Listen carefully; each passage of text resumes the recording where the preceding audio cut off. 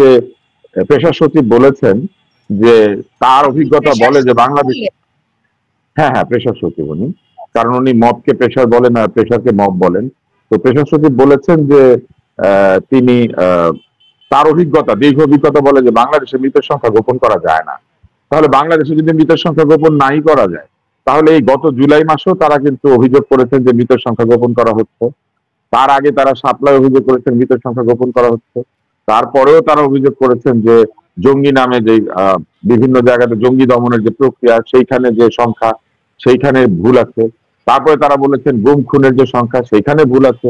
তার মানে তারা কিন্তু প্রায় 15-16 বছর ধরে একটা প্র্যাকটিসের মধ্যে দিয়ে মানুষকে বিশ্বাস করিয়েছেন যে মৃতের সংখ্যা গোপন করা যায়। এখন তিনি বলছেন উল্টা কথা, যে বাংলাদেশের যে পরিবেশ তাতে কোনো সংখ্যা গোপন করা যায় না। এখন এই ব্যাখ্যা আসলে পেশা সচিবকে দিতে। সবাইকে স্বাগত জানাই প্রতি সপ্তাহের সাক্ষাৎকার ভিত্তিক অনুষ্ঠান যত কথা নবনীতা চৌধুরীর সাথে, এই অনুষ্ঠানের আজকের পর্বে আমার অতিথি সমাজ বিশ্লেষক, মিডিয়া ব্যক্তিত্ব ডাক্তার আব্দুন নূর তুষার। ডাক্তার আব্দুন নূর তুষার, আপনাকে স্বাগত জানাই।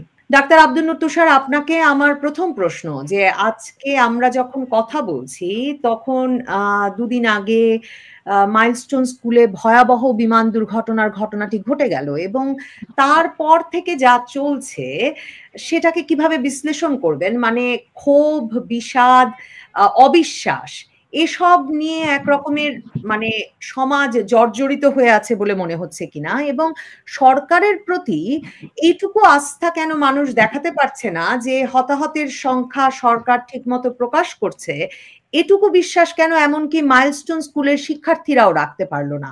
মানে এই ক্ষোভ, এই অবিশ্বাসের কারণ কি? দুর্ঘটনায় ফলে দুর্ঘটনাটি যেটি ঘটেছে এটা এখানেও হতে পারতো অথবা অন্য কোথাও হতে পারতো। এবং আরেকটি বিষয় মনে রাখতে হবে যে এই বিমানবন্দরটা তৈরি হয়েছে বহু আগে, এই এয়ারফোর্স বেসটা অনেক পুরনো, বরং যে নির্মাণ কাজগুলি হয়েছে চারপাশে এইগুলি আমরা হতে দিয়েছি। এবং এই বিপজ্জনক এলাকায় একাধিক আবাসিক এলাকা তৈরি করা হয়েছে, ভবন তৈরি করা হয়েছে, স্কুল তৈরি করা হয়েছে, শপিং মল তৈরি করা হয়েছে। ফলে এই দায় আসলে সিভিল প্রশাসন এড়াতে পারবে না যে তারা চারপাশে অনেক বাড়িঘর হতে দিয়েছে। আপনি নিশ্চয়ই একটা এলাকা চেনেন যেটার নাম হচ্ছে নিকুঞ্জ। এক যে আবাসিক এলাকাটি আছে সেখানে একটা নির্দিষ্ট উচ্চতার উপরে বাড়ি বানানো যায় না, কেননা সেইখান দিয়ে প্লেন ল্যান্ড করে। এখন যেখান দিয়ে বিমান অবতরণ করবে সেখানে কেন এই 3.5 তলা বাড়ি বানিয়ে ভিআইপিদেরকে থাকতে হবে, এটার আমি কোনো যুক্তি দেখি না। এবং আপনি নিশ্চয়ই জানেন যে প্রাক্তন প্রেসিডেন্ট হামিদ সাহেবের বাড়ি ওইখানে আছে, প্রাক্তন যে পিএসপির চেয়ারম্যান সাদাত হোসেন সাহেবের বাড়ি ওইখানে আছে, এবং একাধিক ভিআইপির বাড়ি ওই জায়গায়। ওইখানে যতগুলি প্লট আছে তার প্রায় সবই ভিআইপিতে। তো তারা নিজেরা কেন এই মৃত্যু পথে নিজেদের বাড়ি ঘর বানিয়েছেন, এগুলো আসলে কোনো উত্তর নাই। বাংলাদেশে এগুলো হয়েই চলেছে এবং ভবিষ্যতে হবে বলেই আমরা মনে করছি। এটা বন্ধ হওয়ার কোনো নমুনা দেখা যাচ্ছে না। এখন মানুষ কেন এত সন্দেহ প্রকাশ করছে, এত ক্ষোভ প্রকাশ করছে? প্রথমত, আমাদের এখানে এই দুর্ঘটনাগুলির কোনো তদন্ত হয় না এবং এই দুর্ঘটনাগুলির কার্যকারণ আমরা জানতে পারি না।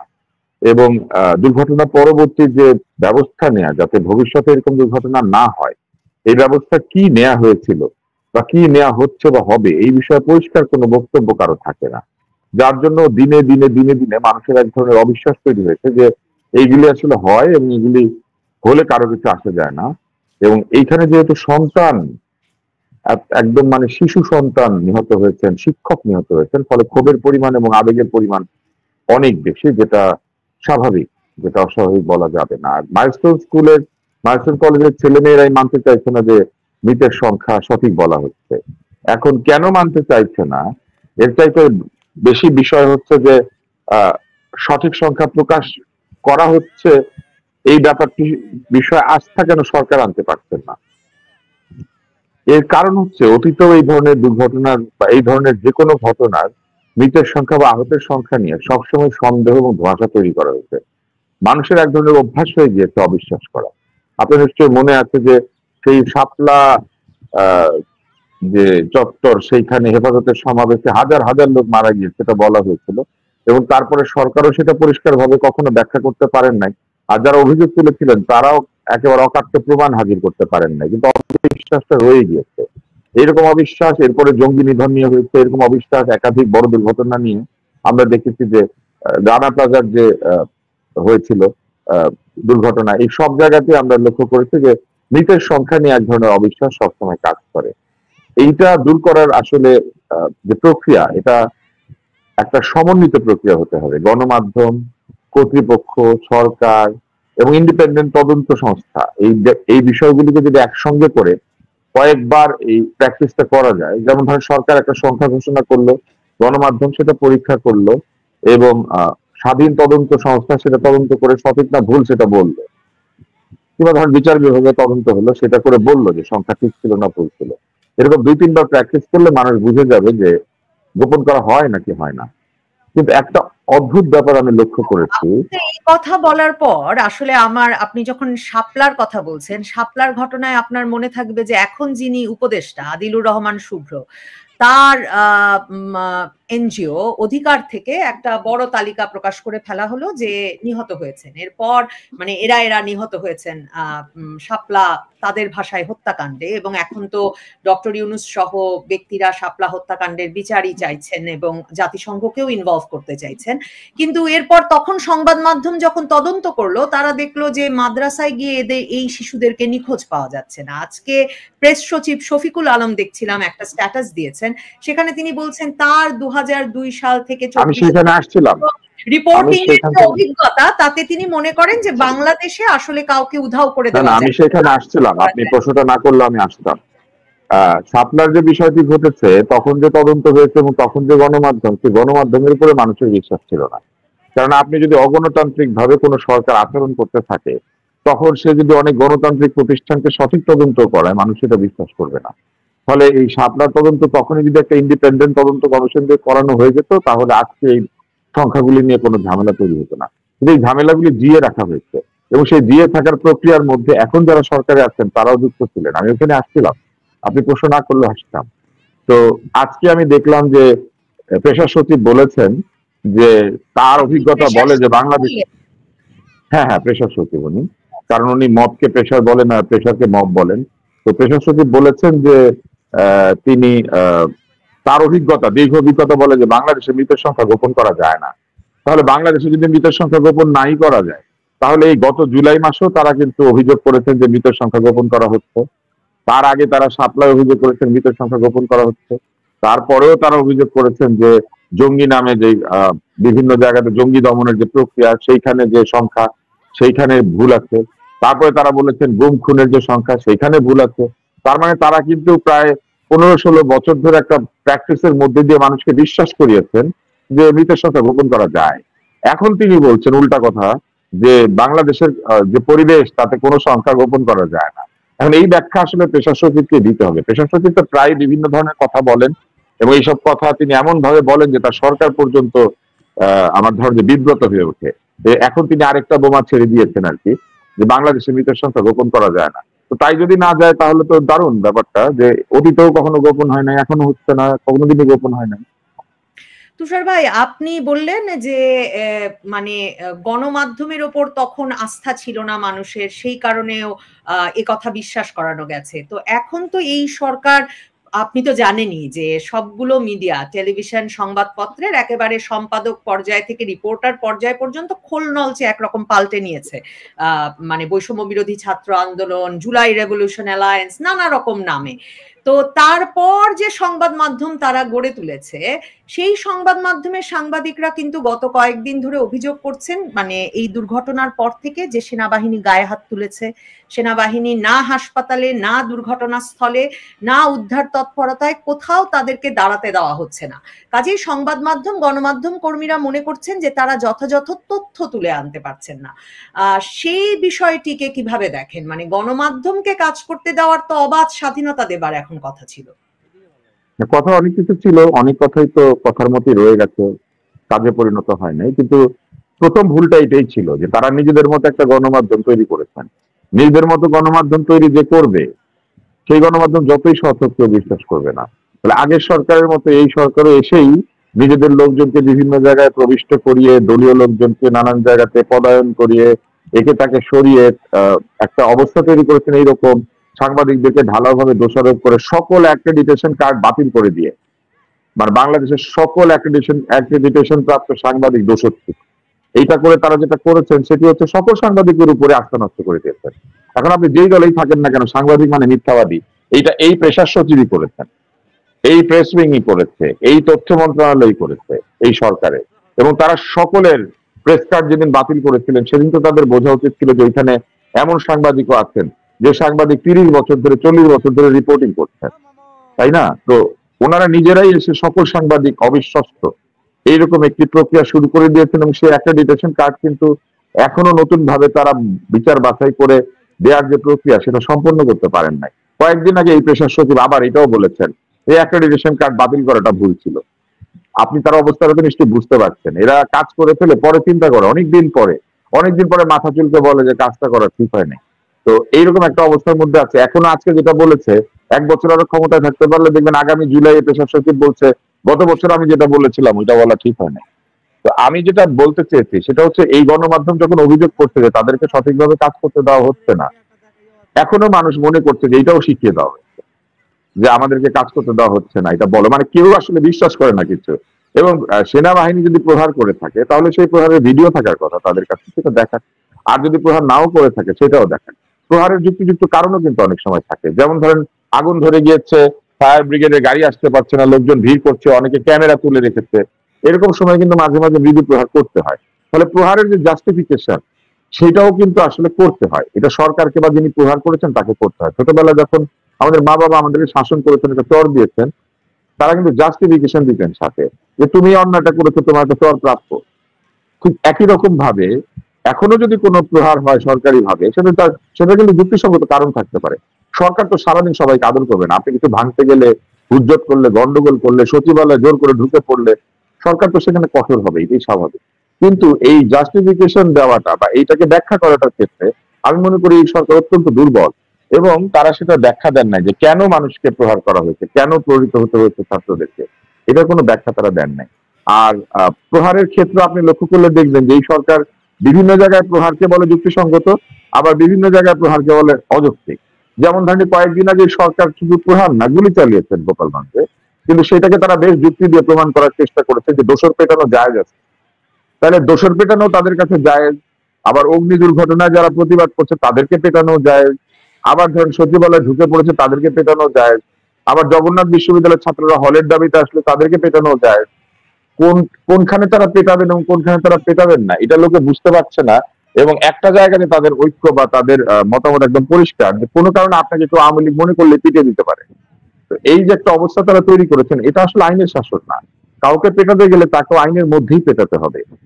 কাউকে ট্যাগের পরিচয় বা তিনি বলে দিলেন দোষর, সেই কারণে তাকে পেটানো যাবে বা তাকে আহত করা যাবে বা নিহত করা যাবে, এটা কোনো সরকারের বক্তব্য হতে পারে না। সরকার যেহেতু নিজে আইন মানে না বা নিজে আইনের চর্চা করছে না, সেই জন্যই সরকারের প্রহারকে মানুষ আর মানতে চাচ্ছে না। এটা সরকারের দুর্বলতা। মানে আপনি এই কথা বলায় সম্পূর্ণতই মনে পড়লো যে সচিবালয়ে প্রথম গিয়ে যে আসলে মববাজি করা যায় এবং সচিবালয়ে পদ পদায়ন যে ডেডলাইন দিয়ে নিজেদের তালিকা অনুযায়ী ঠিক করা যায়, এটা তো আমরা আগস্টের পরে প্রথম দেখলাম হাসনাত আব্দুল্লাহর নেতৃত্বে। প্রথমে তিনি ঢুকলেন আনসার বাহিনীর বিদ্রোহ ঠেকাতে এবং তারপর তারা রয়ে গেলেন বেশ কিছুদিন এবং একটা পদ পদায়ন শুরু হলো। এখন গতকালকে মানে মঙ্গলবার আবার সচিবালয়ে ছাত্ররা যখন সেটাও চাইছিলেন হাসনাত আব্দুল্লাহ, পিনাকি ভট্টাচার্যরা, যে শিক্ষা সচিবের পদত্যাগ হোক, শিক্ষা সচিব আর শিক্ষা উপদেষ্টার পদত্যাগ দাবিতে যখন আন্দোলন শুরু করলো, ওখানে সচিবালয়ে গিয়ে যেমন চলছে গত আগস্ট থেকে ভাঙচুর করছেন, বিক্ষোভ করছেন, তখন ব্যাপক লাঠিচার্জ, সাউন্ড গ্রেনেড এসব মারা হলো। তো সেদিক থেকে আসলেই তো বোঝা মুশকিল যে কখন তারা পেটাবেন কখন পেটাবেন না, মানে কোনটা মব কোনটা প্রেসার গ্রুপ, এটা আসলে এখন একটা নির্ধারণ করে না দিলে পরে আইন শৃঙ্খলা পরিস্থিতি কিনা।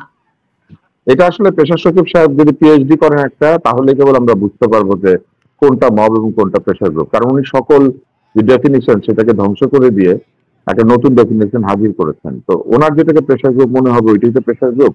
তো এইটা কি প্রেসার গ্রুপ কিনা যারা ঢুকেছিল পরীক্ষা এবং সচিবের এই নানান বিষয়ে, অথবা এরা কি মব কিনা, এটা আসলে ওনাকে ব্যাখ্যা করতে হবে এবং ওনাকে বুঝিয়ে বলতে হবে যে এই ব্যাপারে তার সরকারের অবস্থান কি। কিন্তু দেখেন, আহ এই যে শিক্ষা সচিব এবং শিক্ষা উপদেষ্টা, এদেরকে কিন্তু বিপ্লবীরাই নিয়োগ দিয়েছে।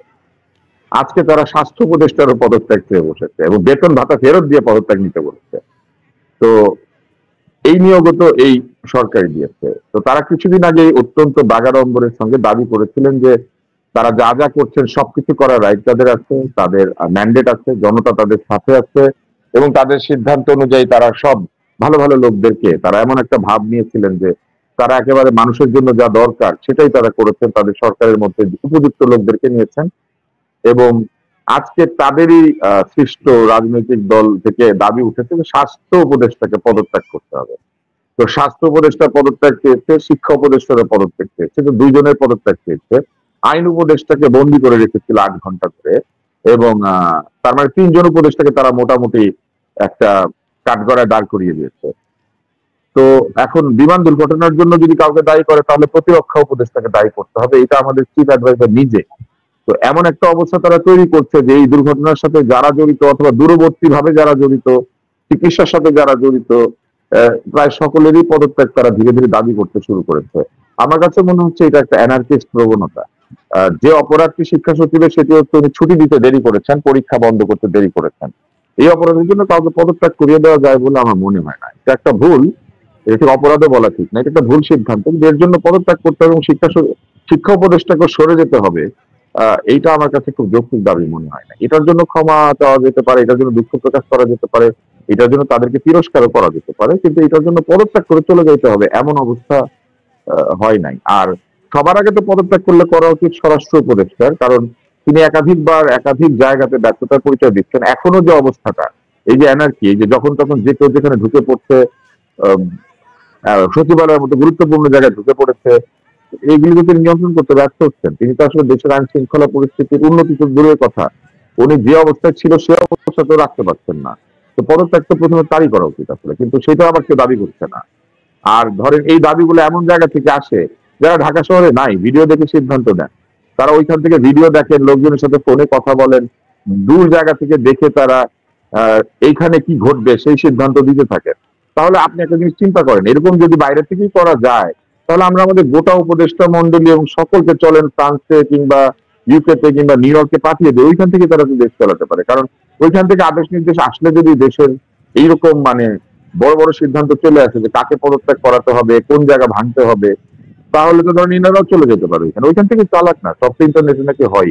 মানে আমার কাছে মনে হচ্ছে এটা একেবারে একটা শাসনহীন অবস্থা এবং যা কিছু করা হচ্ছে সেখানে প্রচুর বৈপরীত্য আছে। যেমন দেখবেন যে একটা সভা হয়েছে, সেই সভায় বহিরাগত রাজনীতিবিদরা সবাই গলায় কাঠ ঝুলিয়েছে, শুধু এনসিপির যারা তারা গলায় কাঠ ঝুলান নাই। তার মানে কি? তার মানে কি তারা সরকার পক্ষ? তার মানে কি তারা আলোচনায় ওই যাদেরকে ডেকেছেন অতিথি তাদের সঙ্গে আলোচনায় গিয়েছেন, না তারাও নিজেরা অতিথি হিসেবে গিয়েছিলেন? এরকম অসংখ্য ছোট ছোট জিনিস আছে, একটার পর একটা বলা যাবে। যেমন আমরা একটা ভিডিও দেখেছি যেখানে একজন নেতা গোছের কেউ মাইক্রোবাসের মধ্যে উনি বলছেন যে গুলি চালাচ্ছে না কেন, যে গত জুলাই মাসে যেখানে তাদের উপরে গুলি চলেছে সে একই রকম ব্যবস্থা নিতে তারা আবার বলছেন। অর্থাৎ তারা নিজেদের উপর গুলি চললে সেটা অন্যায়, আর অন্যের উপর গুলি চালানোর নির্দেশ দেওয়ার জন্য তারা ওইখানে বসে বসে কথা বলছেন। আমার কাছে মনে হয় যে পুরো ব্যাপারটাই এরকম দাঁড়িয়েছে যে আমাদের সামনে একটি প্রবল ডাইকোটমাস নেচারের একদল মানুষ আমরা দেখতে পাচ্ছি, যারা মুখে যা বলেন তা বিশ্বাস করেন না এবং যা বিশ্বাস করেন সেটা মুখে বলেন না। তাদের আচরণ এবং তাদের কাজের মধ্যে চূড়ান্ত বৈপরীত্য, এবং এই জিনিসগুলি সাধারণ মানুষকে সবসময় আতঙ্কিত করে, বিব্রত করে এবং কনফিউজ করে দেয়, তাদেরকে দ্বিধান্বিত করে। কেননা তারা বুঝতে পারেন না যে তাদের শাসক আসলে তাদেরকে কিভাবে শাসন করছেন, তাদের শাসকের মনের মধ্যে আসলে কি আছে এবং তাদের শাসক আসলে কি চাইছেন। এই কোনো কিছু তাদের পক্ষে বোঝা সম্ভব হয় না। কেননা আপনার মনে আছে এই একইভাবে সচিবালয়ের মধ্যে কয়েকশো লোক ঢুকে পড়েছিল, ঢুকে অটো পাস নিয়ে নিয়েছিল, ঢুকে বলেছে আমরা পরীক্ষা দিব না, নাচতে নাচতে তারা পরীক্ষা না দিয়ে বেরিয়ে গিয়েছে। সেদিন তারা যদি এটা করে সফল হতে পারে মাত্র 300 লোক নিয়ে, তাহলে 3000 লোক নিয়ে তারা তো চিন্তা করতেই পারে ঢুকে পড়লে তারা সচিবালয় সচিব হয়ে বসে পড়তে পারবে। এই অবস্থাটা কিন্তু তারা হতে দিয়েছেন। তুষার ভাই আসলে তো ফেসবুকে থাকলে, এই যে বিদেশের যাদের কথা বলছেন তাদের ফেসবুকের দিকে লক্ষ্য রাখলে তো আসলে বোঝা যায় যে সরকার কোন সিদ্ধান্ত নেবে কখন আর কাকে কোথায় পেটাবে। ধরুন আমি কিন্তু, আপনি যদি লক্ষ্য করে থাকেন, মানে হাসছি, আসলে দুঃখে হাসছি হয়তো, যে ধরেন সোমবার দিবাগত রাতে, মঙ্গলবার ভোর রাতে যখন 3টার দিকে জানা গেল মঙ্গলবার এইচএসসি পরীক্ষাটা হবে না, তখন যেসব স্ট্যাটাস হাসনাত আব্দুল্লাহ, পিনাকি ভট্টাচার্যরা শেয়ার করছিলেন, সেটা থেকে কিন্তু পরিষ্কার বোঝা যাচ্ছিল যে শিক্ষা উপদেষ্টা তাদের কথা শোনেন নাই, তাদের 2 ঘন্টার ডেডলাইন দেন নাই, কাজে শিক্ষা উপদেষ্টার কপালে খারাপ আছে। আর সবচেয়ে খারাপ আছে, মানে একদম গালাগালি করে, বিশ্রী ভাষায় গালাগালি করে লেখা হচ্ছিল সিনিয়র সচিব, এই যে শিক্ষা সচিব সম্পর্কে, তারাই যাকে নিয়োগ দিয়েছেন অক্টোবরে। কাজেই কাল মানে মঙ্গলবার যে তাদের এই সচিবালয় ঘেরাও হবে সেটা, এবং শিক্ষা সচিবের চাকরি থাকবে না সেটা যেমন বোঝা যাচ্ছিল, এবং মাহফুজ আলম এসে ঘোষণা দিলেন, তিনি আবার তথ্য উপদেষ্টা, তিনি ঘোষণা দিলেন শিক্ষা সচিবের চাকরি চলে গেছে। কাজেই নিয়ন্ত্রণটা কোথায় সেটা তো একরকম বোঝা যাচ্ছে।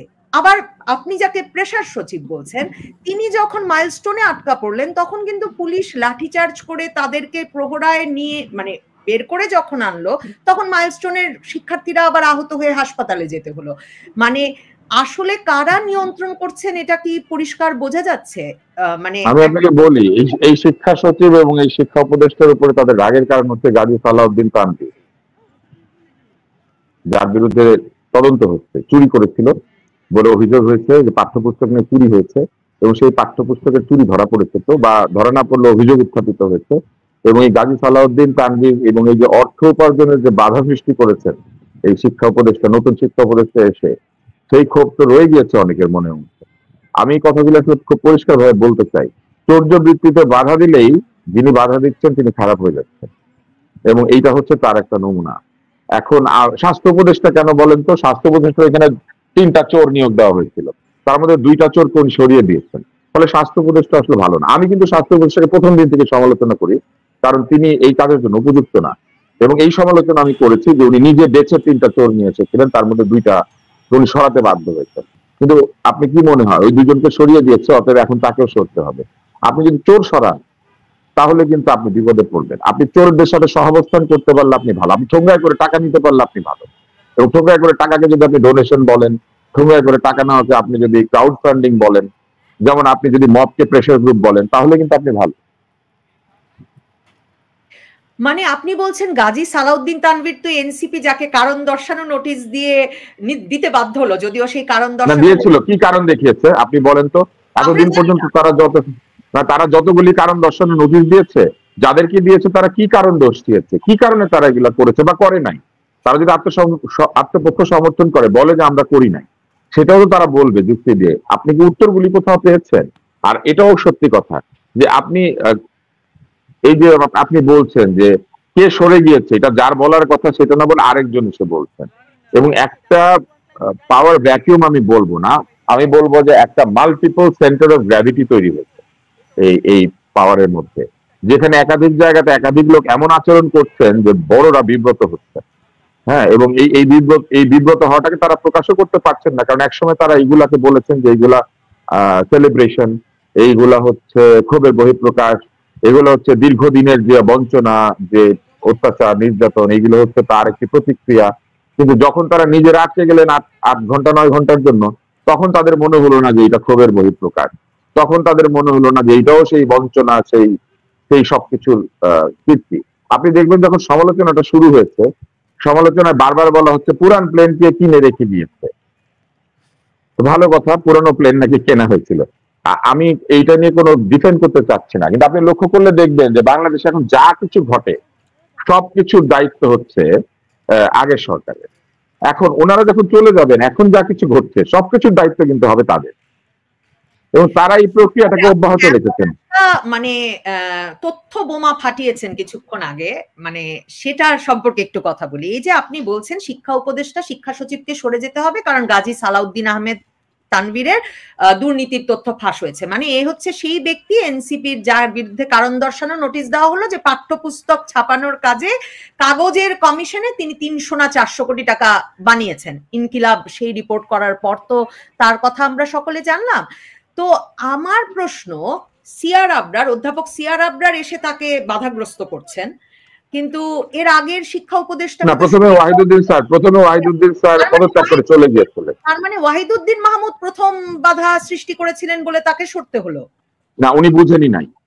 আপনি যদি আমার কাছ থেকে শোনেন, আমার যেটা অ্যাসেসমেন্ট, এটা কোনো তথ্য না, আমি কিন্তু এটাও তথ্য হিসেবে বলি না, এটা আমার অ্যাসেসমেন্ট, আমার ধারণা। সেটা হচ্ছে ওয়াহিদুদ্দিন স্যার বিব্রত হয়ে ছেড়ে দিয়েছেন, কারণ উনি নিয়ন্ত্রণ করতে পারছিলেন না এদেরকে। এবং তারপরে যখন আবরার স্যার আসলেন, আবরার স্যার এসে ব্যবস্থা নিয়েছেন বলেই তাদেরকে সরে যেতে হয়েছে। তিনি কারো যাতে কেউ বিব্রত না হয় সেরকম একটা ব্যবস্থা নিয়েছেন। কারণ এই লোকটা আসলে অফিসিয়ালি এখানে কিছু করতো না, আনঅফিসিয়ালি ঢুকে এরা এগুলা করেছে। ওরা কিন্তু কোনো পদে ছিল না, ওরা এখানে ঢুকে পড়েছে টেক্সট বোর্ডের মধ্যে। ঢুকে বিভিন্ন চেয়ারে বসতো, চেয়ারম্যানের চেয়ারের মধ্যে বসে পড়তো, বিভিন্ন জনকে নির্দেশনা দিত, তাদের কথায় সবকিছু চলবে। এবং উনি একা ছিল না, ওখানে আরো কয়েকজন ছিল। দোষ বেশি হয়েছে সালাউদ্দিনের, কিন্তু সাথে আরো লোকজন ছিল, তারা ঢুকে পড়েছিল। তো এরা ঢুকে এইগুলা করেছে। এটা করার পরে যখন তাদেরকে বেরিয়ে যেতে হয়েছে, মুখ বাঁচানোর জন্য একটা কারণ দর্শানোর নোটিশ দেওয়া হয়েছে। কিন্তু কয় মাস চলে গেছে, এই কারণ দর্শানোর নোটিশের উত্তর কি হয়েছে এবং তার বিরুদ্ধে কি কোনো ব্যবস্থা নেওয়া হয়েছে কিনা, সে কি বহিষ্কৃত হয়েছে, সাময়িক বহিষ্কৃত হয়েছে, অথবা তার কোনো দোষ নাই, এটা কিন্তু তারা বলে নাই। আপনি দেখবেন এই জায়গাতে বিএনপি অনেক ভালো, বিএনপি কিন্তু বহিষ্কার করে দিচ্ছে। তারপর বলছে এবার বিচার, মানে কেউ যদি 300-400 কোটি টাকার দুর্নীতি করে থাকে তার বিরুদ্ধে তো সরকারেরও না, দলীয় না, সরকার তো ব্যবস্থা নিবেই। কিন্তু দল হিসেবেও ধরেন এনসিপি চেয়ে বিএনপি ভালো কাজ করছে, কারণ বিএনপি তাদেরকে বহিষ্কার করে দিচ্ছে যে তুমি আইন ফেস করে আসো, যদি তুমি ঠিক হও তাহলে আবার নিয়ে নিবো, আর না হলে তুমি তুমি আজীবনের জন্য বের হয়ে যাও। কিন্তু এনসিপি মজার ব্যাপার হচ্ছে তারা একটা সুন্দর কাগজ ধরিয়ে দেয়, সেখানে অত্যন্ত সুন্দর ভাষায় লেখা থাকে, আপনি এই কারণ দেখাবেন, ওই কারণ দেখাবেন, তারপরে তারা ভুলে যায় এবং সে ধরেন ওই কারণ দর্শনের উপরে পিএইচডি করতে থাকে, যাকে তারা কারণ দর্শনের নোটিশ দিয়েছে। আপনি আরো লক্ষ্য করলে দেখবেন আরেক এপিএস না কে যেন তার বউকে চাকরি দিয়েছিল, অস্বীকার করেছিল যে তার বউ নগদের চাকরি পেতেই পারে, এখানে কোনো তদবিরের ব্যাপার নাই। তারপরে যখন সমালোচনা এবং সত্যি কথার চাপে যখন এই বিষয়টি মেনে নিতে বাধ্য হচ্ছেন, আরেকজন ভদ্রলোক বললেন আমি তাকে আচ্ছা করে বকে দিয়েছি। তো ওনারা নিজেদের লোককে আচ্ছা করে বকে দেন, আর যাকে পছন্দ হয় না তাকে ট্যাগ করেন, তাকে বলেন দোসর, তাকে বলেন এনেবলার, তাকে বলেন ফ্যাসিস্ট। নিজের বিপরীতে গেলে সব হচ্ছে দোসর আর এনেবলার আর ফ্যাসিস্ট, আর তাদের পক্ষের লোক একটু অপরাধ করলে বলে আমি আচ্ছা করে বকে দিয়েছি। এই স্বাস্থ্য উপদেষ্টার প্রসঙ্গে যদি ফিরি, এক হচ্ছে মানে তার তো প্রধানতম যোগ্যতা, মানে হাসনাত আব্দুল্লাহ তো বলেছেনই এখন এত মাস পরে যে ডক্টর ইউনূসের ভাই ব্রাদার কোটায় স্বাস্থ্য উপদেষ্টা চাকরি পেয়েছেন এবং তার রোজগার সেই জন্য হারাম হবে।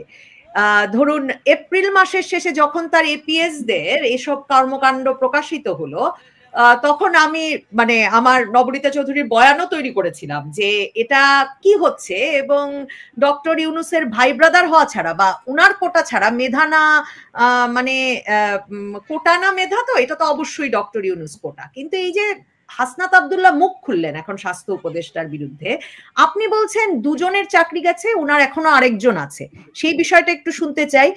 আর তিনজনকে চাকরি দিয়েছিলেন, আমরা তো যে এপিএস রা দুর্নীতি করছেন মানে মন্ত্রীরা দুর্নীতি করছেন, হ্যাঁ, মানে তো এখন কি এপিএস দুর্নীতি করছেন কিন্তু ডাক্তার নূরজাহান বেগম করছেন না, এপিএস দুর্নীতি করছেন কিন্তু আসিফ মাহমুদ সজীব ভুইয়া দুর্নীতি করছেন না, আর যিনি ভাই ব্রাদার কোটায় চাকরি দিলেন তিনি দুর্নীতি করছেন না।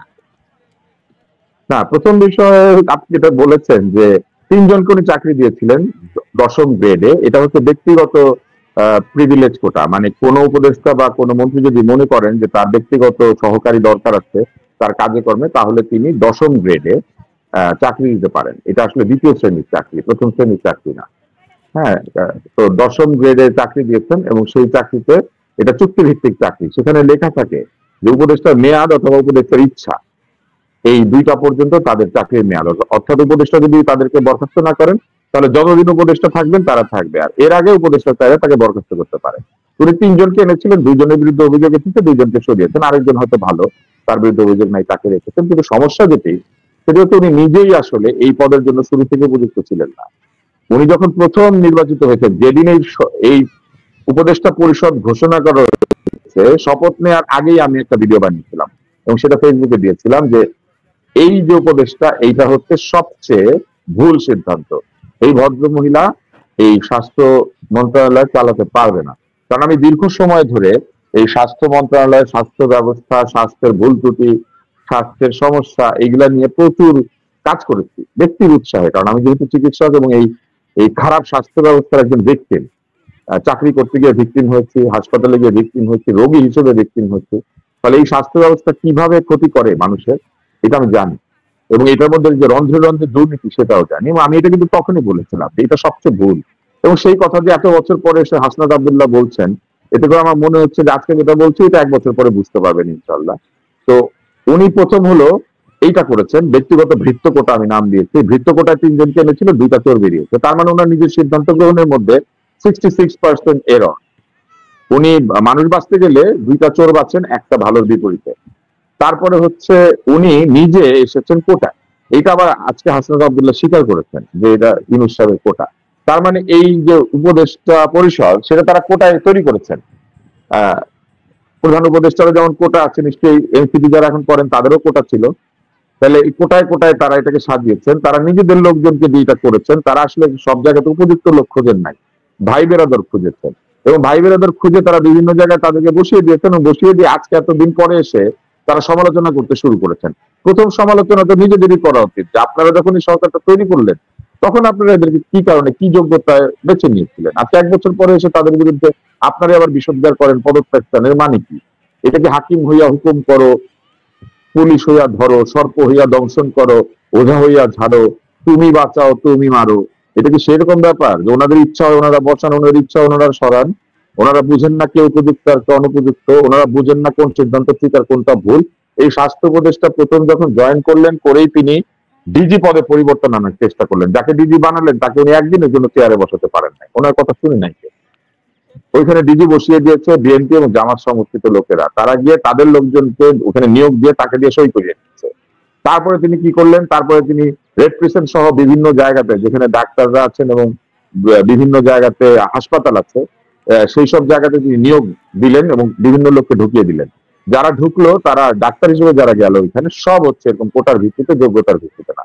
এবং আপনি যদি রেড ক্রিসেন্টে যান, রেড ক্রিসেন্ট যদিও স্বেচ্ছাসেবী সংস্থা, আপনি যদি সেখানে যান তাহলে দেখবেন ওইখানে কিছু ডাক্তার প্রবেশ করেছেন যারা কিনা তাদের বিরুদ্ধে দুর্নীতির অভিযোগ আছে, এবং সেইটার বিরুদ্ধে কথা তুলেছেন আরেকজন ডাক্তার, যিনি রেড ক্রিসেন্টের বোর্ডে আছেন, প্রফেসর ইমরান বিন ইউনূস। উনি অত্যন্ত একজন শ্রদ্ধেয় এবং জ্যেষ্ঠ চিকিৎসক। ওনারা একটা স্বাস্থ্য সংস্কার কমিশন করেছেন। সেই স্বাস্থ্য সংস্কার কমিশনের মধ্যে যাকে চেয়ারম্যান করেছেন, তিনি বারডেমে আমি বলবো অসংখ্য দুর্নীতির অভিযোগ আছে। তার নিজের ছেলে এবং ছেলের বউ বারডেমে বসে তিনি যখন ওইটা চালান, নিজের ছেলে আর ছেলের বউ বারডেমের মধ্যে ব্যবসা করে। Total conflict of interest.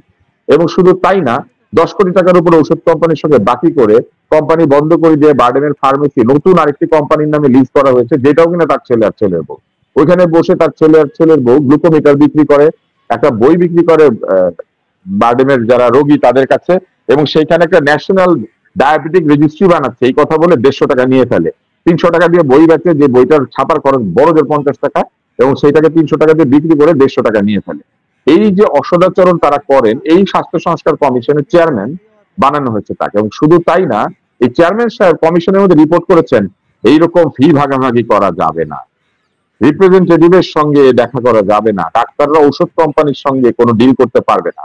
এই কথাগুলি উনি যখন স্বাস্থ্য সংস্কার কমিশনের রিপোর্টের মধ্যে লিখছেন, তখনই তার স্বাক্ষরিত চিঠি দিয়ে তিনি চাঁদা দাবি করেছেন তার যে সোসাইটি আছে সেই সোসাইটির কনফারেন্সের জন্য ওষুধ কোম্পানিরা।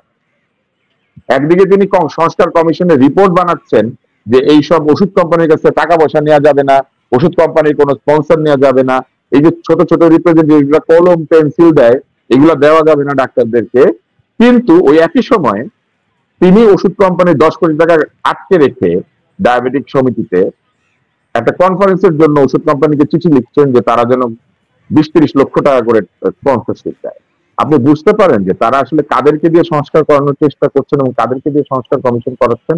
এই সংস্কার কমিশন, স্বাস্থ্য সংস্কার কমিশন যে করেছেন এই উপদেষ্টা, উনি নিজে এই রিপোর্টটা ভালো করে পড়েন নাই। আপনি জেনে অবাক হবেন, ওই রিপোর্টে 500-র উপরে শুধু যোগ্যতা নাই, শুধু উনার যোগ্যতা নাই, উনি পড়েন নাই, সেখানেই কি মানে বা উনার বেতনটা হারাম হচ্ছে না কারণ উনি হারাম হচ্ছে কারণ উনি কাজ করছেন না, এইটুকু বলাই কি যথেষ্ট? কাজ উনি করেছেন। সরকারি চাকরি বিধিমালায় আপনি যদি যান আর আসেন, তাইলে আপনি কিছু যদি নাও করেন, কোনো অন্যায় না করলে সরকারি চাকরি বিধিমালায় সকালবেলা আঙ্গুল দিলে বিকালবেলা আঙ্গুল দিয়ে বের হয়ে গেলে আপনি বেতন পাবেন, বেতন কিন্তু আটকায় না সরকার। এই যে ভাই ব্রাদার কোটায়, ডক্টর ইউনূস ভাই ব্রাদার কোটায় এতজনকে নিয়োগ দিলেন কেন? উপদেষ্টা পদে তো তিনি আছেনই, প্রথম থেকে বলা হচ্ছে এটা একটা এনজিও সরকার। তারপরে দেখুন অনেক বিশেষ সহকারী, আমি নিশ্চিত তাদের কাউকে হাসনাত আব্দুল্লাহ চিনতেন না, মানে প্রধান উপদেষ্টার বিশেষ সহকারী পদে যাদেরকে উড়িয়ে আনা হয়েছে বিদেশ থেকে, কিংবা প্রধান উপদেষ্টার দপ্তরে এসডিজি বিষয়ক মুখ্য সমন্বয়ক পদে যে সিনিয়র সচিব হিসেবে নিয়োগ পেয়ে গেলেন ইউনূস সেন্টারের নির্বাহী পরিচালক লামিয়া মোর্শেদ, মানে এবং তার ভাতিজা, আপন ভাতিজা আছেন প্রেস উইং এ, মানে এই যে ভাই ব্রাদার এবং আত্মীয় স্বজন দিয়ে তিনি যে উপদেষ্টা পরিষদ গঠন করলেন, হাসনাত আব্দুল্লাহরা হঠাৎ কেন এই বিষয়ে এতদিন বাদে মুখ খুললো সেটা যেমন একটা প্রশ্ন, তেমনি তারা যখন এসব লুটপাট করতে দিচ্ছেন তখন ডক্টর ইউনূস কিভাবে দায় এড়ান সেটাও তো প্রশ্ন। আমি ওনাকে খুব একটা এই বিষয়ে দায়িত্ব দেই না, এই জন্য যে উনি তো বাংলাদেশে আসলে খুব বেশি কাজ করেন না।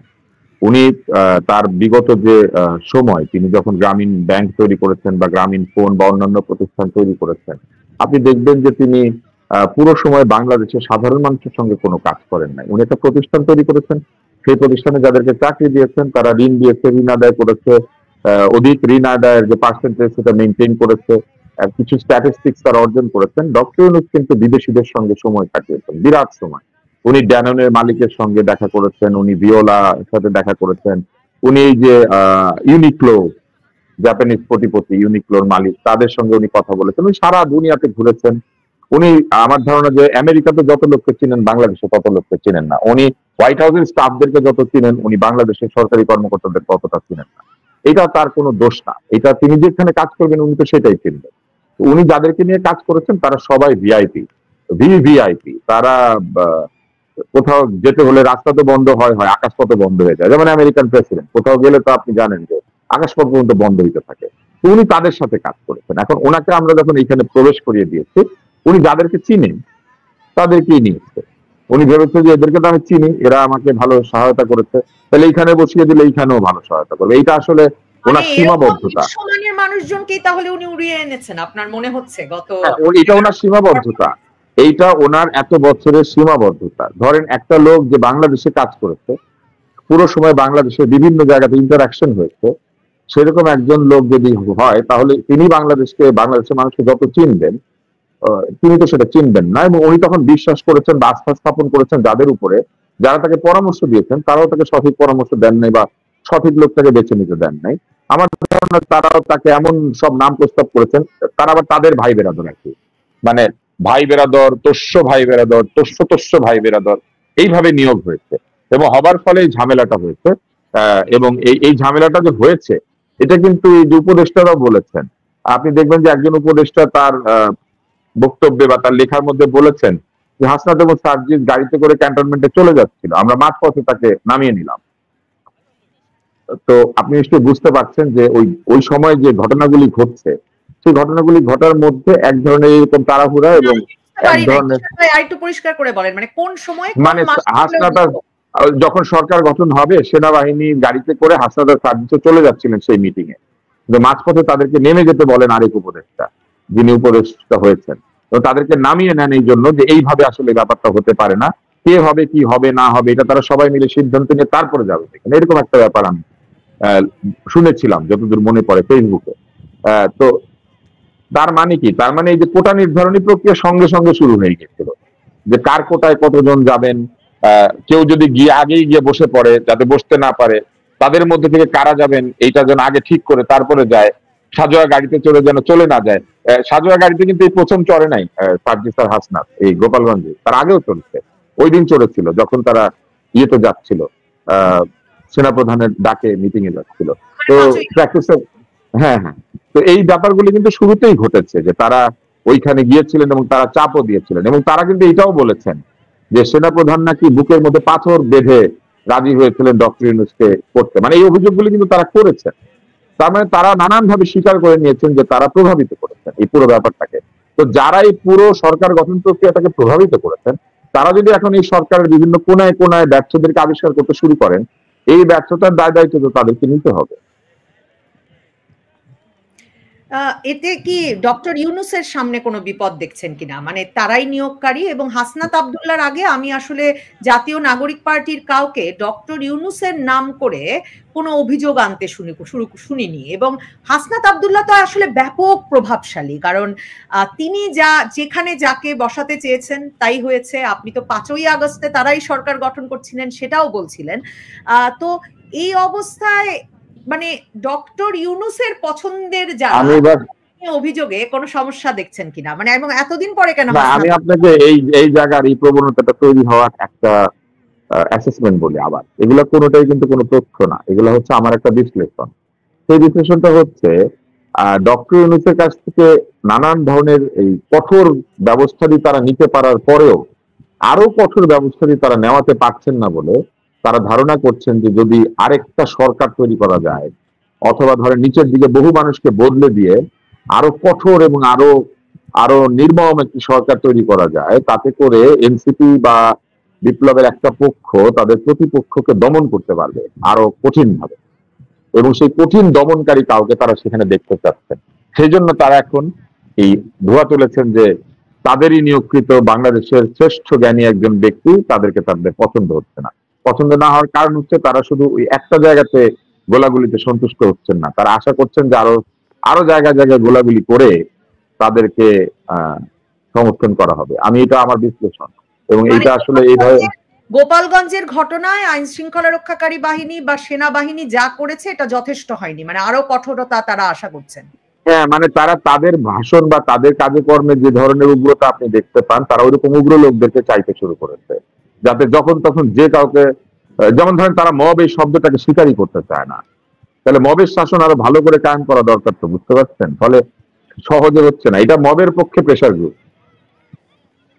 তো আমি যদি আবার বিদেশ যাই, আপনার কথাতেই এটা মনে হচ্ছে যে পিনাকি ভট্টাচার্য কিন্তু ওই যে 4 দল মিলে যখন যমুনায় মঙ্গলবার ডক্টর ইউনূসের সাথে বসলেন, তারপর তিনি বলেছেন যে জাতীয় সরকার গঠনের নাকি এখনই দ্রুত একটা জাতীয় সরকার গঠন করা দরকার গণ অভ্যুত্থানের আকাঙ্ক্ষা পূরণের জন্য, কারণ এই উপদেষ্টা পরিষদ পারছে না। আপনিও সেটা বললেন যে একটা নতুন ধরনের, মানে উপদেষ্টাদের মধ্যে একটা পরিবর্তন এনে নতুন কিছু গঠনের চেষ্টা হচ্ছে কিনা। এবং সরকার যে একটা চাপে আছে, দেখেন গত জুলাই আগস্টে মনে থাকবে আপনার যে বাংলাদেশ টেলিভিশন, তারপর সেতু ভবন, মেট্রো রেলের মানে আমাদের মেট্রো রেলের স্টেশন এসব যখন ক্ষতিগ্রস্ত হলো, সাবেক প্রধানমন্ত্রী যখন তা পরিদর্শনে গেলেন, তখন অভিযোগ উঠলো যে মানুষ মরেছে তাদের খোঁজ না নিয়ে উনি কেন অবকাঠামো পরিদর্শনে গেলেন। এখন আমাদের দুজন উপদেষ্টা সৈয়দা রিজওয়ানা হাসান আর ফাউজুল কবির খান দেখলাম গোপালগঞ্জ গেছেন এনসিপির যে মঞ্চ ভেঙে দেওয়া হয়েছে সেই মঞ্চ দেখতে। মানে উপদেষ্টারা তো তার মানে চাকরি রক্ষায় ভীষণ চাপে আছেন। মানে আপনার অ্যানালিসিস আমার খুব ঠিক মনে হচ্ছে তুষার ভাই। তারা নানান ধরনের চাপে আছেন, কারণ এই চাপটা তারা তৈরি করেছেন। এটা কেমন চাপ আমি আপনাকে একটু বুঝিয়ে বলি। একদল উপজাতি আছে আফ্রিকাতে, তারা গলার মধ্যে রিং পরে। এই রিং পড়তে পড়তে পড়তে পড়তে এমন অবস্থা হয় যে তাদের গলাটা একদম জিরাফের মতো লম্বা হয়ে যায়। তো ওনারা এই গত বছর থেকে এই পর্যন্ত নানান রিং পড়তে শুরু করেছেন। এই রিং পড়তে পড়তে তাদের এখন অবস্থা ওই লম্বা গলা হয়ে গিয়েছে। তারা এখন আর এটাকে নিয়ন্ত্রণ করতে পারছেন না। হয় তাদেরকে মেনে নিতে হবে, নয় তাদেরকে চলে যেতে হবে। এরকম একটা পরিস্থিতি তৈরি করার লক্ষ্যে অনেকেই কাজ করছে, এবং তারা যেহেতু আইনের মধ্যে না থেকে আবেগের মধ্যে থাকার চেষ্টা করেছেন, এই আবেগ কখনোই একটা অন্তর্বর্তী সরকারের জন্য ভালো কিছু এনে দিবে না। কারণ অন্তর্বর্তী সরকারের তো রাজনীতি নাই, অন্তর্বর্তী সরকারের তো কোনো চেতনা রাখার ব্যাপার নেই, অন্তর্বর্তী সরকার তো ইলেকশনে দাঁড়াবে না, অন্তর্বর্তী সরকারকে তো ভোট নিয়ে ফেরত আসতে হবে, আবার সেই চাপও নাই। ফলে অন্তর্বর্তী সরকারকে খুবই লজিক্যাল, খুবই নিউট্রাল এবং খুবই ফেয়ার জাজমেন্ট পলিসির মধ্যে থাকতে হয়। কিন্তু তারা শুরু থেকে নিউট্রালও না, ফেয়ারও না এবং লজিক্যালও না, এবং এই ইলজিক্যাল কাজকর্মের কারণে তারা আজকে এই সমস্যাগুলো ফেস করছেন। যেমন ধরেন তারা বিভিন্ন সময় ব্যক্তি আক্রমণে নিজেদেরকে নিয়োজিত করেছেন। ব্যক্তিকে আক্রমণ করার কিছু নাই, ব্যক্তি অপরাধী, আপনি অপরাধের বিচার করবেন। কিন্তু আপনি যখন কোনো অপরাধীকে ব্যক্তি আক্রমণ করেন, তখন আপনি আসলে অপরাধীকে সুযোগ দেন এটা বলতে যে আমাকে কেন ব্যক্তি আক্রমণ করা হচ্ছে, আগে তো আমার অপরাধ প্রমাণিত হইতে হবে। তো তারা কিন্তু এগুলো করেছেন যত্রতত্র, যেখানে সেখানে। ভাষণের মধ্যে একাধিকবার এমন সব শব্দাদি ব্যবহার করেছেন যে শব্দগুলো আপত্তিকর। তাদের কাজে কর্মে এমন এক ধরনের কাজকর্ম করেছেন মনে হয়েছে তারা পক্ষপাত করছে। তারা তাদের সিদ্ধান্ত গ্রহণ প্রক্রিয়ার মধ্যে এমন ভাবে লোকজনকে ইনভলভ করেছেন মনে হয়েছে যে আহ একদল লোক সরকারে না থেকেও সরকারের অংশ, এবং এগুলা করতে গিয়ে তারা নিজেরাই নিজেদেরকে এক ধরনের দুর্বল, অস্থিতিশীল, সিদ্ধান্ত গ্রহণে অপারগ, ভুল সিদ্ধান্ত গ্রহণে সিদ্ধহস্ত, আজে বাজে কথা বলা বা বলতে বা পছন্দকারী, এরকম একটা অবস্থা তারা তৈরি করেছেন। এবং এই বিষয়গুলিকে তারা কোনোভাবে ম্যানেজ করার চেষ্টা করেন নাই। যে কোনো সরকার যদি ক্ষমতায় থাকে তাদের সবকিছু ঠিক হবে এমন কোনো কথা নাই, কিন্তু ক্রাইসিস ম্যানেজমেন্ট করতে হয়। কোনো কোনো ক্ষেত্রে আমি মনে করি যে এক ধরনের মিডিয়া ম্যানেজমেন্ট করতে হয়। এগুলো সব দিকে তারা আমার মনে হয় যে দুর্বলতার পরিচয় দিয়েছে। সবচেয়ে দুর্বল হচ্ছে যিনি প্রেস সচিব, তিনি এমন কোনো বক্তব্য দিতে পারবেন না যে বক্তব্য পলিটিক্যালি এবং জার্নালিস্টিক্যালি ইনকারেক্ট, কিন্তু উনি এমন সব টার্মস এবং শব্দ ব্যবহার করেন শুনলে মনে হয় যে উনি এইমাত্র মিছিল বা জনসভা থেকে এসে ওইখানে বসে পড়েছেন। এইটা অ্যাকসেপ্টেবল না, because he is representing A post, not a party or not a group. উনি পোস্টে থাকা অবস্থায় ওনাকে খুবই নির্তল আচরণ করতে হবে, অন্তত ওনার কথায়। এটা তো অভ্যুত্থান পরবর্তী সরকার, মানে তাদের যুক্তিটা হচ্ছে এটা অভ্যুত্থান পরবর্তী আচ্ছা, সরকার। অভ্যুত্থান কেন হয়েছিল? এই ছাত্ররা তাদের নিয়োগকারী, এবং মঙ্গলবারের চার দলের যে বৈঠকটার কথা আপনি একটু আগে উল্লেখ করেছিলেন, এরপর আর কথাটা বাড়ানো যায়নি, সেটাও যদি বিবেচনা করি তার মানে তো সরকার বেছে নিচ্ছে যে সকল রাজনৈতিক দলের মধ্যে আবার কোন কোন রাজনৈতিক দল গুরুত্বপূর্ণ, এবং সেটার মধ্যে নিবন্ধন নাই। মানে তরুণদের দল এনসিপি কেন? কারণ এই সরকার তাদের সরকার, মানে এটা তো স্বাভাবিক নয় যে এই প্রেস সচিব, এই স্বাভাবিক না, না স্বাভাবিক না। মনে করেন আমি আমার ভাতিজাকে ক্রিকেট খেলার দলে ঢুকিয়ে দিলাম, আমি হচ্ছে ক্রিকেট বোর্ডের চেয়ারম্যান, সেই জন্য কি সে ক্রিকেট খেলার নিয়ম বদল করে অন্য নিয়মে খেলবে যে আমি চেয়ারম্যানের ভাতিজা, আমি লুঙ্গি দেওয়া বল আটকাইলে এলবিডব্লিউ হবে না? মানে আমার তো আপনার ভাতিজাকে ক্রিকেট বোর্ডে আপনি চেয়ারম্যান থাকা অবস্থায় যদি তার মানে সে যদি সবচেয়ে যোগ্য না হয় তাহলে তাকে দলে ঢোকানো নিয়ে সমস্যা আছে। হ্যাঁ, তো প্রথমে আপনি ভাতিজাকে ঢুকিয়ে দিয়েছেন, তারপরে যদি ভাতিজা এরকম আচরণ করে যে আমি লুঙ্গি দিয়ে বল ঠেকাবো এবং এটা এলবিডব্লিউ না, লুঙ্গিতে লেগেছে, ক্রিকেট খেলায় লুঙ্গি দিয়ে বল আটকালে কোনো নিয়ম নাই আইনে, এটা তো পারবে না। সেই রকম ঠিক একইভাবে যখন আপনি একটা পোস্টে বসে পড়েছেন, আপনি ভাতিজাকে ঢুকিয়ে দিল, আপনি ক্রিকেট খেলার আইন তো বদলাতে পারবেন না। তো এরকম পোস্টের যে ফেয়ারনেস, সেই ফেয়ারনেস আপনাকে মেনটেন করতে হবে। এটা একটা প্রোটোকল। এএফপি তে চাকরি করলে আপনি এএফপির যে প্রোটোকল এটা মেনটেন করতে হবে। আপনি যখন সরকারে বসে আছেন তখন আপনি এমন বক্তব্য দিতে পারবেন না যেটা শুনলে মনে হয় আপনি একটা বিশেষ পক্ষের হয়ে কথা বলছেন। আপনাকে ফেয়ার জাজমেন্ট পলিসিতে থাকতে হবে, ফেয়ারনেসে থাকতে হবে। আপনি যখন বিশ্বকাপে ফুটবল খেলতে যান তখনও কিন্তু এই ফেয়ার প্লের জন্য আলাদা ট্রফি, চ্যাম্পিয়ন হয় এক লোক আর 80টা গোল খেয়ে ফেয়ার প্লের জন্য আরেক টিম পুরস্কার পায়। এই ফেয়ার প্লে ইজ ম্যান্ডেটরি, সবাইকে ফেয়ার প্লে করতে হবে। তো ফেয়ার প্লে যদি না করতে পারে কোনো সরকার, তাহলে কিন্তু এই সরকার সবার আস্থাই হারাবে। কারণ যখন আপনি একজনের পক্ষ নেন তখন বাকি সবাই আপনাকে মনে করবে যে আপনি আসলে তাদের থেকে দূরবর্তী, আপনি আসলে যে কোনো সময় যে কারো পক্ষ নিতে পারেন। তুষার ভাই, বিএনপি বারবার ডক্টর ইউনূসের পক্ষ নিচ্ছে, বারবার, মানে ওই মে মাসের শেষে যখন এই জরুরি অবস্থা চলে এলো, ওই জরুরি অবস্থা চলে এলো, বিএনপি গিয়ে পাশে দাঁড়ালো। বিএনপি এই সূত্রে ডিসেম্বর থেকে ফেব্রুয়ারি থেকে এখন কখন নির্বাচন জানে না, সবই মেনে নিল বারবার। না মেনে নেয় নাই, না মেনে নেয় নাই, আপনি এটা বললেন না। ওরা ফেব্রুয়ারিতে নির্বাচন ধরে বসে আছে, কারণ ওদের সঙ্গে ওরা মিটিং করেছে, বিএনপির সাথে ইউনূস সাহেব মিটিং করেছে লন্ডনে গিয়ে, আপনি যে শহরে থাকেন, এবং উনি ওখানে গিয়ে বলেছেন ফেব্রুয়ারিতে হবে, তো ওরা মেনে নিয়েছে। ফেব্রুয়ারি না আসা পর্যন্ত তো ওরা বলতে পারছে না যে ফেব্রুয়ারিতে নির্বাচন হয় নাই বা হবে না। কিন্তু প্রধান নির্বাচন কমিশনার বলেছেন যে তার কাছে এখন পর্যন্ত কোনো নির্দেশনা আসে নাই যে ফেব্রুয়ারিতে নির্বাচন করতে হবে। কিন্তু আবার পেশার সচিব বলেছেন যে ডিসেম্বরের মধ্যে প্রস্তুত হতে নির্দেশ দিয়ে দেওয়া হচ্ছে। কাজে এই মানে তখন আবার এই নির্বাচন কমিশনার বলেছে ওনাকে 2 মাস টাইম দিলে উনি নির্বাচন করতে পারেন।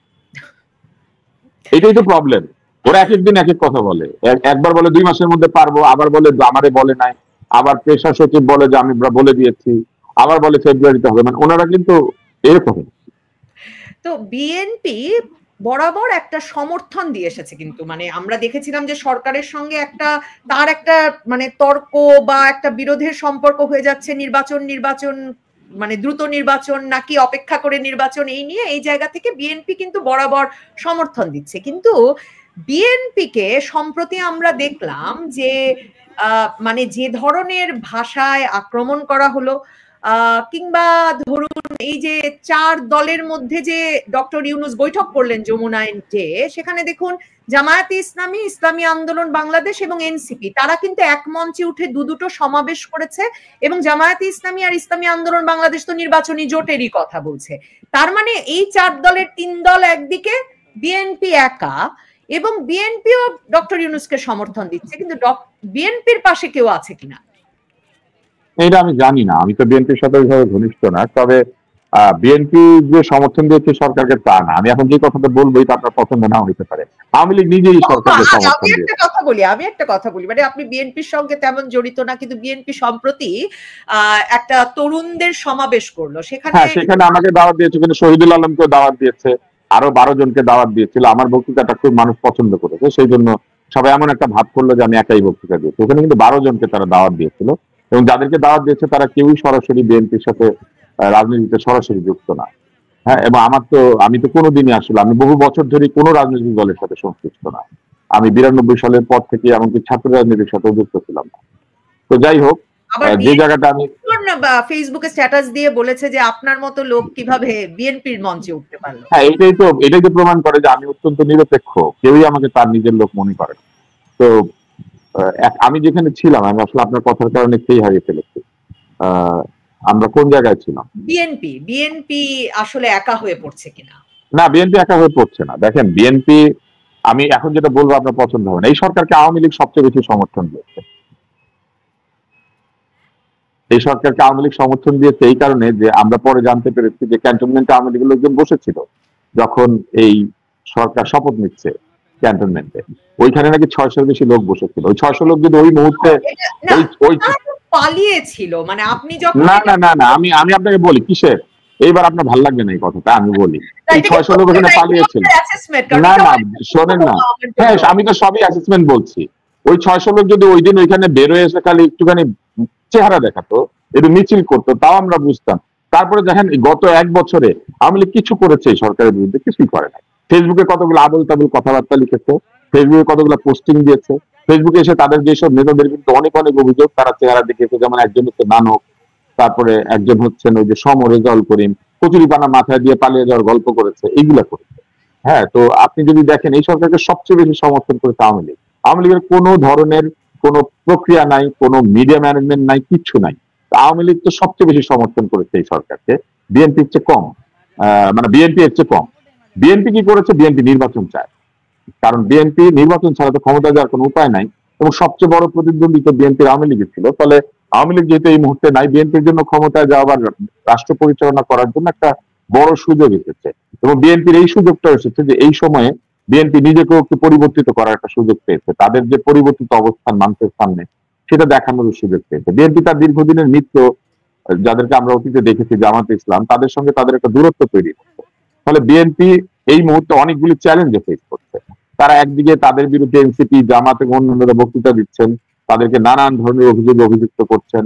সরকার তাদের প্রতি বৃহৎ দল হিসেবে যতখানি সদয় বা যতখানি সমীহ করা দরকার সেটা করছেন না। বাচ্চা বাচ্চা ছেলেরা তাদের গুম হয়ে যাওয়া নেতাকে নিয়ে আজে বাজে কথা বলছেন, এমনকি চাঁদাবাজি নিয়ে তাদের যে চেয়ারপারসন তাকে উল্লেখ করে স্লোগান দিচ্ছেন। তো বিএনপি তো আসলে একাধিক প্রতিদ্বন্দ্বিতা ফেস করতে পারে। বিএনপি চায় নির্বাচন হোক, এবং নির্বাচন যে কোনো মূল্যে নির্বাচন হোক, এটা আসলে বিএনপি চায়, আমি যেটা বুঝি। এবং সেই কারণেই বিএনপি যথেষ্ট শক্তি থাকা সত্ত্বেও, যথেষ্ট এইরকম ঘেরাও করে ফেলার শক্তি থাকা সত্ত্বেও বিএনপি কিন্তু এটা করে না। এখন লোকে মনে করে যে এটা হয়তো তাদের দুর্বলতা, কিন্তু আপনি যদি ওই কথা চিন্তা করেন তাহলে আন্দোলনের সময় তো তাদের দুর্বলতা টের পাওয়া যায় না, কিন্তু এরপরও কোথাও টের পাওয়া যায় না। শুধু এই সময় এসে আমার কাছে মনে হচ্ছে যে তারা চান একটা পিসফুল ট্রানজিশন অফ পাওয়ার হোক, কোন তৃতীয় চতুর্থ পক্ষ এটা কোনো সুযোগ নিতে না পারুক, এবং তারা যেন অন্তত কিছুদিনের জন্য, এটা 5 বছর হোক, 10 বছর হোক, বা যে কয়দিন হোক, তারা যেন দেশ পরিচালনার একটা দায়িত্ব পান। সেই জন্য তারা অত্যন্ত ধৈর্য ধরে তারা এই সরকারকে নানান কর্মকাণ্ডকে আর কি চুপ করে মেনে যাচ্ছেন, কারণ ফেব্রুয়ারিতে ইলেকশন হবে এটা তারা ধারণা করেছে। মানে আপনি বলছেন যে আওয়ামী লীগ মানে কিছু করতে পারেনি গত 11 মাসে, কিন্তু ডক্টর ইউনূস এখন পর্যন্ত কোনো সাক্ষাৎকার দেন নাই যেখানে তিনি আমি বলেছি আওয়ামী লীগ সবচেয়ে বেশি এই সরকারকে সমর্থন করেছে, এবং তাদের এই সমর্থনের প্রক্রিয়ার একটা অংশ হচ্ছে তারা কিছু করে নাই। তো যদি বিএনপি কিছু করে না এটা বিএনপির দুর্বলতা হয়, তাহলে আওয়ামী লীগ কিছু করে না এটা আওয়ামী লীগের দুর্বলতা। কিন্তু এত গ্রেফতার এবং ধরুন তাদের তো পতন হয়েছে, বড় ধরনের পতন, এবং তাদের নেতৃত্ব পলাতক, এই অবস্থায় ডক্টর ইউনূস বলছেন যে অস্থিতিশীল করছে তারা, এই পালিয়ে যাওয়াটাই তো সবচেয়ে বড় সমস্যা। এবং আপনি বলুন তো যে ধরুন এই যে ভয়াবহ বিমান দুর্ঘটনার ঘটনা ঘটলো সোমবার, মঙ্গলবার আমরা দেখলাম যে 4 দলকে নিয়ে ডক্টর ইউনূস যমুনায় বৈঠক শেষে বললেন যে মানে তার সেই বৈঠকের আউটকাম হচ্ছে যে সকল রাজনৈতিক দল ফ্যাসিবাদের বিরুদ্ধে ঐক্যবদ্ধ থাকবে। তো তার মানে কি বিমান দুর্ঘটনার সঙ্গেও ফ্যাসিবাদ জড়িত? মানে যে কোনো ঘটনায় শেষে এই যে ফ্যাসিবাদ বিরোধী ঐক্য ডক্টর ইউনূসকে গড়ে তুলতে হচ্ছে, তারপর আপনি বলছেন যে আওয়ামী লীগ সবচেয়ে বড় সমর্থন। আমি তো দেখি আওয়ামী লীগ সবচেয়ে বড় ভয় এখনো 11 মাস। না, এই যে নবনীতা আসেন, যে এটা হচ্ছে ডিবেটার্স ফ্ল। এই যে আপনি বললেন না যে ফ্যাসিবাদ বলছেন উনি, মানে ডক্টর ইউনূস বারবার ফ্যাসিবাদ বলছেন, তার মানে তো এটা আওয়ামী লীগ। ডক্টর ইউনূস ফ্যাসিবাদ মনে করেন আওয়ামী লীগকে, আপনি মনে করেন? তার মানে আপনি ব্যাপারটা বুঝেন, এটা একটা পলিটিক্যাল জার্গন। বাংলাদেশে 90 এর পরে যেমন এরশাদ, বাংলাদেশে এখন ফ্যাসিবাদ মানে আওয়ামী লীগ। হ্যাঁ, তাহলে দেখেন ডক্টর ইউনূস, হ্যাঁ এইবার আসেন যখনই যে কোনো দোষের জন্য আপনাকে কেষ্টা ব্যাটাকে দায়ী করতে হয়, তাহলে বুঝেন যে সেই সরকার দুর্বল হয়ে যাচ্ছে নিজে নিজে। কারণ সে কোনো প্রবলেম সলভ করছে না, সকল প্রবলেমের জন্য ফ্যাসিবাদকে দায়ী করছে। যেমন একসময় কবিরাজরা বলতেন যে যত অসুখ বিসুখ হয় সব অন্ত্র থেকে হয়, যা কিছু হয় সব পেটের ব্যামো, পেট থেকেই সব অসুখের উৎপত্তি। তো এই যে যখন কবিরাজরা এগুলো বলতো তখন থেকে কবিরাজির পতন আর কি। তো আমি যেটা বলার চেষ্টা করেছি সেটা হচ্ছে যে আওয়ামী লীগ কিছু করে নাই, তারপরেও ধরেন ফ্যাসিবাদের জন্যই সব গন্ডগোল হয়ে যাচ্ছে। এটা যত বারবার বলা হচ্ছে, গত 11 মাসে, আমি করে নাই মানে আগে করে নাই এটা বলি না, গত 11 মাসে তারা নাই কোথাও। তারপরেও যখন তারা এত লাগতে চাচ্ছে পারে বলে লোকজন মনে করছেন একদিকে, আরেকদিকে তারা নিজেরা কোনো লাগতে চাচ্ছে পাচ্ছেন না। মানে যে নড়ে চড়ে না তাকে আবার আরেক দল নড়াচড়ার কথা বলছেন। দুই পক্ষে আসলে অত্যন্ত দুর্বল হয়ে গিয়েছে। আওয়ামী লীগ এই দুর্বলতাকে সমর্থন করছে এবং এই দুর্বলরা আওয়ামী লীগের নাম দিয়ে পার পেয়ে যাচ্ছে। শেষ প্রশ্ন, দ্রুত একটা নির্বাচনের মানে হওয়ার কোনো সম্ভাবনা দেখেন কিনা? এই সরকারের কাঠামো বদলে যাবে এমন একটা ভবিষ্যৎবাণীও আপনি করেছেন। আপনি আপত্তিকর ভাষার কথা, ভবিষ্যৎবাণী করি নাই, আমি ভবিষ্যৎবাণী করি, আমি বলেছি যে একদল লোকের এটা ইচ্ছা আছে তাতে করে তারা আরো কঠোর একটা প্রক্রিয়া চালু করতে পারে। তো এই কারণ তারা সবাই প্রতিপক্ষের নির্মূল চায়, তারা কোনো বিচারাচার চায় না, তারা নির্মূল চায়।